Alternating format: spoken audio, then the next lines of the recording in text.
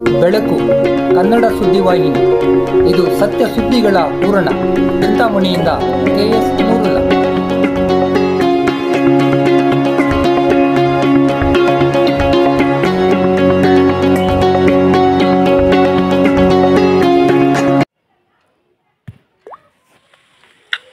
ಅನೇಕ ಮಹನೀಯರ ತ್ಯಾಗ ಬಲಿದಾನಗಳಿಂದಾಗಿ ಇಂದು ನಾವು ನೆಮ್ಮದಿಯ ಜೀವನ ನಡೆಸಲು ಸಾಧ್ಯವಾಗಿದೆ. ಚಿಲಕಲ ನೆರ್ಪು ಕೆ ರಾಜಾರಾವ್ ನುಡಿ. ಅನೇಕ ಮಹನೀಯರ ತ್ಯಾಗ ಬಲಿದಾನಗಳಿಂದಾಗಿ ನಮ್ಮ ದೇಶಕ್ಕೆ ಸ್ವಾತಂತ್ರ್ಯ ಸಿಕ್ಕಿದೆ. ಇದರಿಂದಾಗಿ ಇಂದು ನಾವುಗಳೆಲ್ಲ ನೆಮ್ಮದಿಯ ಜೀವನ ನಡೆಸಲು ಸಾಧ್ಯವಾಗಿದೆ ಎಂದು ನಿವೃತ್ತ ಮುಖ್ಯ ಶಿಕ್ಷಕರಾದ ಕೆ ರಾಜಾರಾವ್ ರವರು ತಿಳಿಸಿದರು.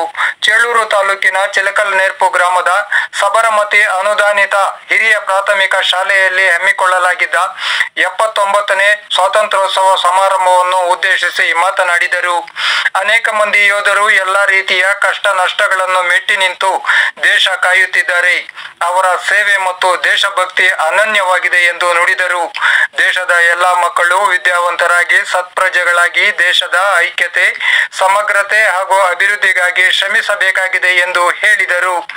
ಆಂಧ್ರದ ಗಡಿಯಂಚಿನಲ್ಲಿರುವ ಈ ಗ್ರಾಮದ ಕನ್ನಡ ಶಾಲೆಗೆ ಅನೇಕ ಮಂದಿ ದಾನಿಗಳು ನೆರವು ನೀಡುತ್ತಾ ಬಂದಿದ್ದಾರೆ. ಶಾಲೆಯಲ್ಲಿ ನಡೆಯುವ ನಾಡ ಹಬ್ಬ ಹಾಗೂ ರಾಷ್ಟ್ರೀಯ ಹಬ್ಬಗಳ ಸಂದರ್ಭದಲ್ಲಿ ಮಕ್ಕಳಿಗೆ ಉಚಿತವಾಗಿ ಪುಸ್ತಕ ಮತ್ತು ಲೇಖನ ಸಾಮಗ್ರಿಗಳನ್ನು, ಬಹುಮಾನಗಳನ್ನು ನೀಡಿ ಹಳ್ಳಿ ಶಾಲೆಯ ಅಭಿವೃದ್ಧಿಗೆ ಕೈ ಜೋಡಿಸುವ ಮೂಲಕ ಹೃದಯ ಶ್ರೀಮಂತಿಕೆಯನ್ನು ತೋರಿದ್ದಾರೆಂದು ಮೆಚ್ಚುಗೆ ವ್ಯಕ್ತಪಡಿಸಿದರು. ಹೋಬಳಿ ಮಟ್ಟದ ಕಬಡ್ಡಿ ಪಂದ್ಯಾವಳಿಯಲ್ಲಿ ವಿಜೇತರಾದ ವಿದ್ಯಾರ್ಥಿಗಳಿಗೆ ಈ ಸಂದರ್ಭದಲ್ಲಿ ಬಹುಮಾನಗಳನ್ನು ವಿತರಿಸಲಾಯಿತು. ಶಾಲಾ ಮಕ್ಕಳು ಹಲವು ಸಾಂಸ್ಕೃತಿಕ ಕಾರ್ಯಕ್ರಮಗಳನ್ನು ನಡೆಸಿಕೊಟ್ಟರು. ಕಾರ್ಯಕ್ರಮದಲ್ಲಿ ಗ್ರಾಮ ಪಂಚಾಯಿತಿ ಅಧ್ಯಕ್ಷರಾದ ಶ್ರೀಯುತ ಆರ್ ಪ್ರಸಾದ್, ಸಬರಮತಿ ಶಾಲಾ ಆಡಳಿತ ಮಂಡಳಿಯ MS Anjaneya Shetty, K Ramireddy, KN Sanjeevappa ಹಾಗೂ SLN ಪ್ರೌಢಶಾಲೆಯ ಕಾರ್ಯದರ್ಶಿ B ಶೇಖರ್, ದೈಹಿಕ ಶಿಕ್ಷಕರಾದ P ಚೌಡಪ್ಪ, ಶಾಲೆಯ ಹಳೆ ವಿದ್ಯಾರ್ಥಿಗಳು ಮತ್ತು ಪೋಷಕರು ಉಪಸ್ಥಿತರಿದ್ದರು. ಈಗ ನಾವು ಆರಾಮಾಗಿ ಕುಣಿದಾಡ್ತಾ ಇರ್ಬೇಕಾದ್ರೆ ಸುಮಾರು ಜನ, ಲಕ್ಷಾಂತರ ಜನ ಪ್ರಾಣತ್ಯಾಗಗಳು ಮಾಡಿ ನಮ್ಗೆ ಇವತ್ತು ಸ್ವಾತಂತ್ರ್ಯ ತಂದುಕೊಟ್ಟಿದ್ದಾರೆ. ಇವತ್ತು ನಾವು ಆರಾಮಾಗಿದ್ದೀವಿ ಅಲ್ವಾ? ಅವ್ರಿಗೆಲ್ಲ ಒಂದ್ಸಲ ಜೈ ಅಂತ ಹೇಳಿ. ಸ್ವತಂತ್ರ ಹೋರಾಟಗಾರರಿಗೆಲ್ಲಾನು ಜೈ.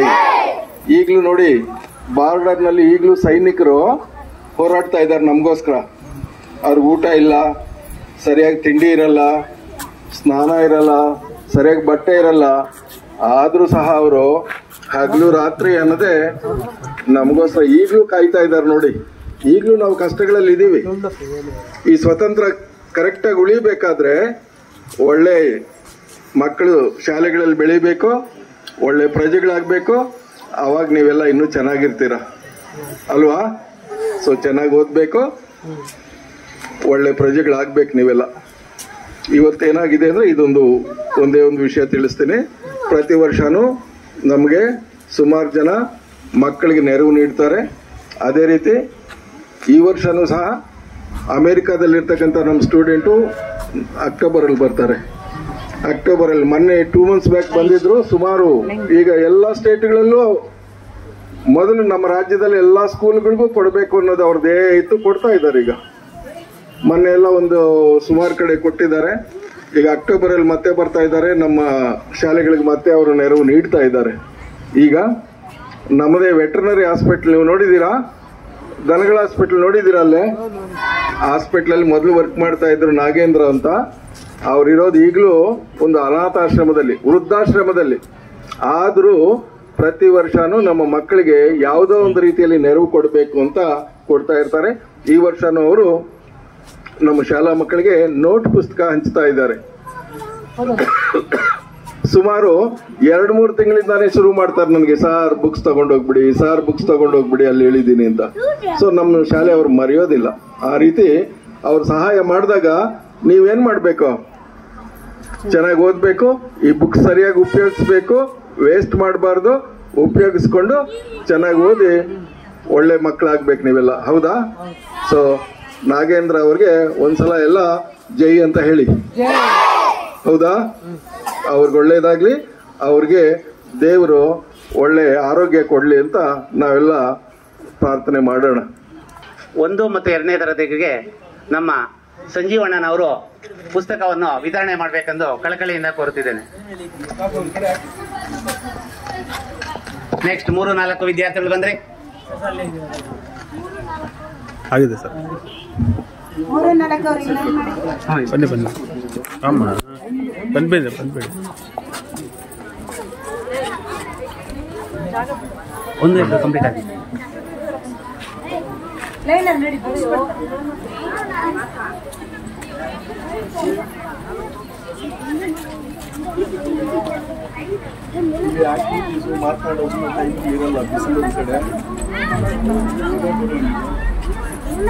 ಬೇಗ ಬೇಗ ಬೇಗ ಬೇಗ ಕೊಡ್ತಾ ಇರಬೇಕು. ನೆಕ್ಸ್ಟ್ 3 ಮತ್ತು 4ನೇ ತರಗತಿಗೆ ಶೇಖರಣ್ಣ ಅವರು ಕೊಡಬೇಕು ಅಂತಂದ್ಬಿಟ್ಟು ಕಳಕಳಿಯಿಂದ ಕೋರುತ್ತಿದ್ದೇನೆ. ನೆಕ್ಸ್ಟ್ 5th ಅವ್ರು ಈ ಕಡೆಗೆ ಬಂದ್ರಿ. 5ನೇ ಕ್ಲಾಸ್ ಮಾತ್ರ ಈ ಕಡೆಗೆ ಬಂದ್ರಿ. ಅಮ್ಮ ವಿಜಯಕುಮಾರಿ ಈ ಕಡೆ ಬನ್ನಿ, ತಗೊಂಡು ಬಂದ್ರಿ. ಅಲ್ಲೊಬ್ರಿ ರೀ ಸರ್.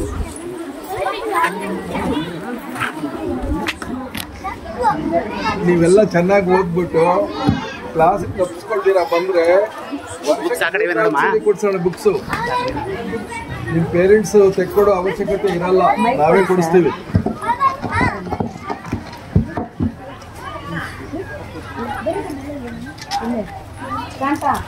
ಐದನೇ ತರಗತಿ ವಿದ್ಯಾರ್ಥಿಗಳಿಗೆ ನಮ್ಮ ದೈಹಿಕ ಶಿಕ್ಷಕರಾಗಿರ್ತಕ್ಕಂಥ ಪಿ ಚೌಡಪ್ಪ ಸರ್ ಅವರು ಕೊಡಬೇಕು ಅಂತ ಕಳಕಳಿಯಿಂದ ಕೋರುತ್ತಿದ್ದೇನೆ. ನೆಕ್ಸ್ಟ್ 6ನೇ ಕ್ಲಾಸ್ ಈ ಸೈಡ್ ಬಂದ್ರೆ ಗರ್ಲ್ಸ್ ಮಾತ್ರ. ಈ ಕಡೆ ಬನ್ನಿ. ಅವ್ರ ಹಿಂದ್ಗಡೆ ಬರ, ಆ ಕಡೆ ನೋಡಮ್ಮ ಫೋಟೋ. ಬನ್ನಿ ಬನ್ನಿ ಅಮ್ಮ ಇಸ್ಕೊಂಡು ಬರ್ತಾ ಇಲ್ಲ.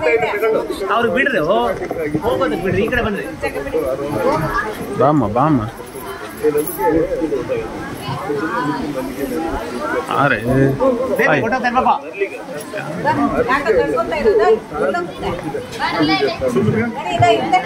6ನೇ ತರಗತಿ ಮಕ್ಕಳಿಗೆ ಕೆ ರಾಮಪ್ಪ ಸರ್ ಅವರು ಕೊಡಬೇಕು ಅಂತಂದ್ಬಿಟ್ಟು ಕಳಕಳಿಯಿಂದ ಕೋರುತ್ತಿದ್ದೇನೆ.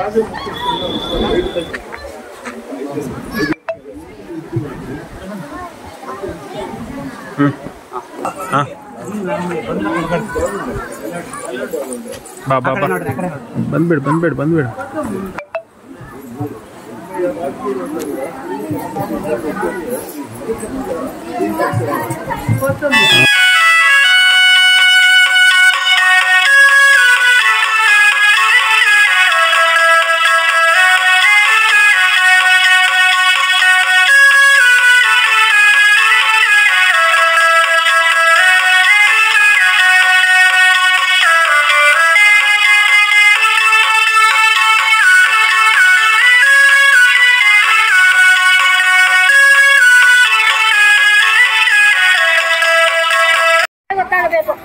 ಬಡತನ ನಮ್ಮನ್ನು ಬಿಟ್ಟು ಹೋಗೋದೇ ಇಲ್ಲ.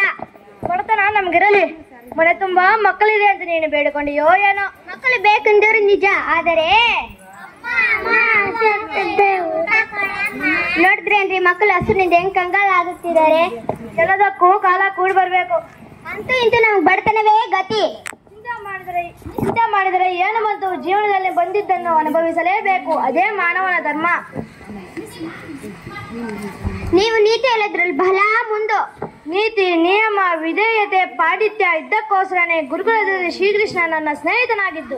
ಮಾತಿಗೂ ಶ್ರೀಕೃಷ್ಣ ಅಂತೀರೇ? ಹ್ಞೂ, ನಿಜಕ್ಕೂ ಶ್ರೀಕೃಷ್ಣ ನನ್ನ ಪರಮ ಮಿತ್ರನಾಗಿದ್ದ. ಒಟ್ಟಿಗೆ ವಿದ್ಯಾಭ್ಯಾಸ ಮಾಡಿದೆವು. ಆತ್ಮೀಯ ಗೆಳೆಯರೆಂದ್ರೆ ಸಹಾಯ ಮಾಡಲೇ ಮಾಡ್ತಾರಲ್ಲ. ಇಲ್ಲ ಅನ್ನಲಾರ, ಆದರೆ ಕೆಲವುದಕ್ಕೆ ಏನೋ ಸಂಕೋಚ ಬೇಡರಿ. ಮಕ್ಕಳಿಗೋಸ್ಕರ ಆದ್ರೂ ಹೋಗಿ ಬನ್ನಿ. ಆಗಲಿ, ಹೋಗುತ್ತೇನೆ. ಆದರೆ ಗೆಳೆಯನನ್ನು ನೋಡಲು ಬರೀ ಕೈಯಲ್ಲಿ ಹೇಗೆ ಹೋಗುವುದು? ನಿನ್ನೆ ತಂದ ಅವಲಕ್ಕಿ ಸ್ವಲ್ಪ ಹೊಲ್ದಿದ್ದು, ಅದನ್ನು ಕೊಟ್ಟು ಕೊಡ್ಲಾ? ಸರಿ, ಹಾಗೆ ಮಾಡು.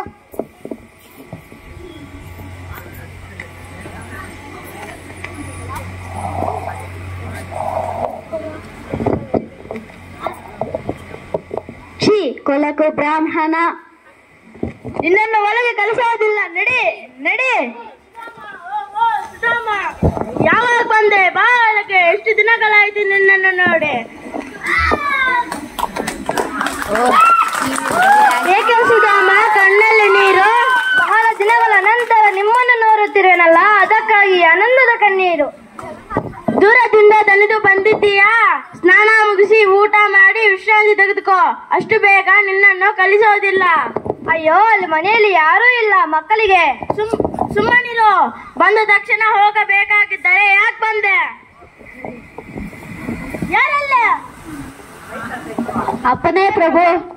ಸುಧಾಮನಿಗೆ ವಿಶ್ರಾಂತಿಯ ವ್ಯವಸ್ಥೆ ಮಾಡಿ. ನನಗೆ ತುರ್ತು ಕೆಲಸವಿದೆ. ಅದು ಮುಗಿದ ತಕ್ಷಣ ಬಂದು ಬಿಡುವೆ. ಆಗಲೇ ಪ್ರಭುಗಳೇ. ಶ್ರೀಕೃಷ್ಣನಂತಹ ಮಿತ್ರನನ್ನು ಪಡೆದ ನಾನೇ ನನ್ನನ್ನು ಮರೆತಿಲ್ಲ. ನಾನು ತಂದ ಅವಲಕ್ಕಿಯನ್ನು ತಾನೇ ತಿಂದು ತನ್ನ ಹೆಂಡತಿಗೂ ಪ್ರೀತಿಯಿಂದ ತಿನ್ನಿಸಿದ. ಇಷ್ಟೊಂದು ಪ್ರೀತಿ ವಿಶ್ವಾಸವಿರುವ ಶ್ರೀಕೃಷ್ಣನ ಹತ್ತಿರ ನನ್ನ ಬಡತನ ಹೇಳಿ ಆತನ ಮನಸ್ಸಿಗೆ ಬೇಸರ ಉಂಟು ಮಾಡಬಾರದು. ನನ್ನ ಬಡತನ ನನಗಿರಲಿ. ಏನು ಯೋಚಿಸುತ್ತಿರುವೆ ಸುಧಾಮ? ಏನೂ ಇಲ್ಲ ಕೃಷ್ಣ, ಏನೂ ಇಲ್ಲ. ಸುಮ್ಮನೆ ನೀ ಬಂದು ನನ್ನ ಮನಸ್ಸಿಗೆ ಸಂತೋಷ ಉಂಟು ಮಾಡಿದೆ. ನನಗೆ ಗುರುಕುಲದ ಜೀವನ ನೆನಪಾಗುತ್ತಿದೆ. ಒಟ್ಟಿಗೆ ಊಟ ಮಾಡುತ್ತಿದ್ದೆವು, ಕೂಡಿ ಕಲಿಯುತ್ತಿದ್ದೆವು, ಕಟ್ಟಿಗೆ ತರಲು ಹೋಗುತ್ತಿದ್ದೆವು. ಗುರುಮಾತೆ ಕೊಟ್ಟ ಕಡಲೆನ ತಿಂದು ನಿನ್ನ ಪಾಲಿನ ಕಡಲೆನ ಕಸಿದುಕೊಂಡು ತಿಂದಿದ್ದು. ಸುಧಾಮ, ನಿನಗೇನು ಬೇಕು? ನನಗೇನೂ ಬೇಡ ಕೃಷ್ಣ. ಈ ಸತ್ಕಾರ ಜೀವನದಲ್ಲಿ ನಿನ್ನನ್ನು ಮರೆಯುವಂತಿಲ್ಲ. ನಿನ್ನ ಸ್ನೇಹ ಒಂದೇ ಸಾಕು. ನನ್ನೂರಿಗೆ ನಾನು ಹೊರಡುವೆ. ಇಷ್ಟು ಬೇಗ? ನಾನು ಇಷ್ಟು ದೀರ್ಘಕಾಲ ಮನೆ ಬಿಟ್ಟು ಇದ್ದವನೇ ಅಲ್ಲ. ಅಲ್ಲಿ ಮನೆಯಲ್ಲಿ ಹೆಂಡತಿ ಮಕ್ಕಳು ನನ್ನ ದಾರಿ ಕಾದು ಕಂಗಾಲಾಗಿರಬಹುದು. ಇಲ್ಲಿಗೆ ಬಂದ ವಿಷಯ ಅವರಿಗೆ ಗೊತ್ತಿದೆಯಲ್ಲ? ಗೊತ್ತಿದೆ, ಆದ್ರೆ ನನಗೆ ಮಕ್ಕಳದೇ ಚಿಂತೆ. ಹೊರಡಲಪ್ಪನೇ ಕೃಷ್ಣ. ನಿನ್ನ ಇಷ್ಟವಾದಂತೆಯೇ ಆಗಲೇ. ಶಿವಾಗಲಿ ಗೆಳೆಯ. ಅಂದ ಹಾಗೆ ನಿನ್ನ ಮನೆಗೆ ನನ್ನನ್ನು ಕರೆಯಲೇ ಇಲ್ಲ.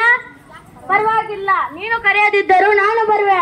ಅಯ್ಯೋ, ನನ್ನ ಮನೆಗ ಬೇಡ ಕೃಷ್ಣ. ಈ ಚಿಂತೆ ಬಿಟ್ಟು ಹೊರಡು, ಒಳ್ಳೆಯದಾಗಲೇ.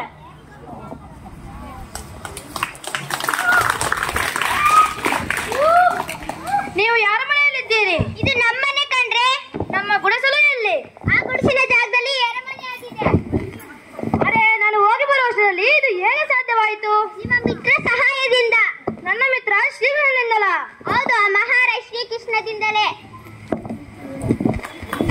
ಈ ನಾಟಕದ ನೀತಿ ಗೆಳೆತನಕ್ಕೆ ಬೆಲೆ ಕಟ್ಟಲಾಗದು.